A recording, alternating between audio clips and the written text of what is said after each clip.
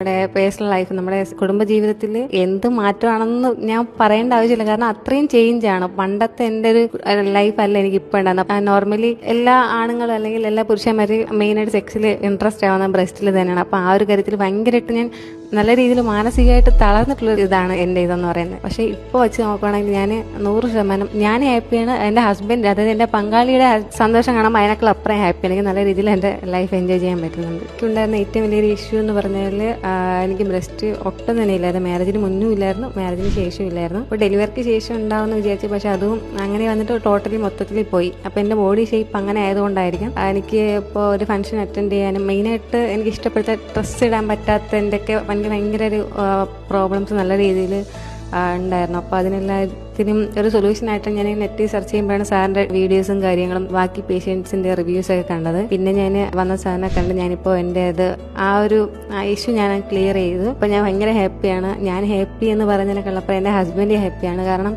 ഇപ്പം എനിക്കൊരു ഡ്രസ്സ് ഇടാനായി ഒരു സെൽഫ് കോൺഫിഡൻസ് എനിക്ക് നല്ല രീതിയിൽ കിട്ടി. മെയിനായിട്ട് നമുക്കിത് സ്ത്രീകൾക്ക് പുറത്ത് പറയാൻ പറ്റാത്തൊരു ഇഷ്യൂ ആണ്. നമുക്ക് ആരോടും ഡിസ്കസ് ചെയ്യാൻ പറ്റില്ല. അപ്പോൾ നമുക്ക് അതിനെല്ലാത്തിനും ഒരു സൊല്യൂഷനായിട്ട് നമുക്ക് തന്നെ ചെയ്യാനായിട്ട് പറ്റും. പിന്നെ എൻ്റെ ഒരു എക്സ്പീരിയൻസ് പറയുകയാണെങ്കിൽ ഞാൻ ആദ്യം നന്നായിട്ട് പേടിച്ചായിരുന്നു. കാരണം ഞാൻ 2 സർജറി എനിക്ക് സിസേറിയൻ ആയിരുന്നു. അപ്പോൾ അതിൻ്റെ കഷ്ടപ്പാടും ബുദ്ധിമുട്ടൊക്കെ നല്ല രീതിയിൽ അറിയായിരുന്നു. അപ്പോൾ ഇതെങ്ങനെയായിരിക്കും, വേദന ഉണ്ടാവോ, സർജറി എങ്ങനെയായിരിക്കും എന്നൊക്കെ നല്ല രീതിയിൽ ടെൻഷൻ ഉണ്ടായിരുന്നു.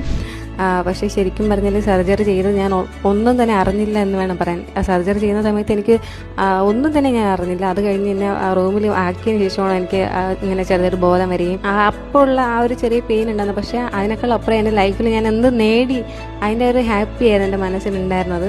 ഞാനിപ്പോൾ വളരെ സന്തോഷമാണ്. പിന്നെ എനിക്ക് തോന്നുന്നു ഒരു 2-3 ഡേയ്സ് ചെറിയൊരു പെയിൻ ഉണ്ടായിരുന്നു. പിന്നെ മെഡിസിൻ കാര്യങ്ങളുണ്ട്. ആ ഒരു 1 വീക്ക് ആയപ്പോഴേക്കും കുറച്ചൊക്കെ പെയിനൊക്കെ മാറി. ഇപ്പം ഞാൻ ഭയങ്കര സാറ്റിസ്ഫൈഡ് ആണ്.